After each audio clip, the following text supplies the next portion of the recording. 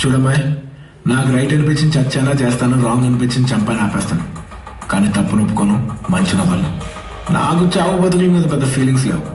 Military నా కొడుకునే, mind మాట మారు, ఇది ఫిక్స్. మరి వాళ్ళకి తెలిస్తే వాళ్ళే ఉంటారు. అవును, ఇప్పుడు ఈ సీనియర్ సిటిజన్స్ మధ్య మన అవసరమా? అవును, నాకు బోర్ కొడుతుంది. పబ్బకి వెళ్దాం. నీకేమైనా మెంట్లా? పబ్బకి వెళ్ళాలంటే మెంట్లో ఉండాలా? అది కాదురా, నా స్టడీస్ అన్ని స్టేట్స్ లోనే. నాకు ఉంటుంది, నాకు మంచి బాయ్ ఫ్రెండ్ ఉండాలని, లాంగ్ డ్రైవ్స్ కి వెళ్ళాలని, పబ్స్ కి వెళ్ళాలని అన్ని ఉంటాయి. కానీ నేనేం వెళ్ళలేని. నీకు విషయం చెప్తా, కానీ చదివరా లేదంటే డ్రాప్ అవ్వు. అడుగు.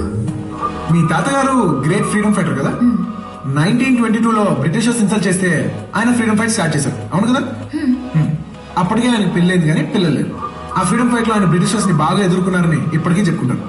1947లో స్వాతంత్రం వచ్చేసరికి ఆయనకు 4 పిల్లలు.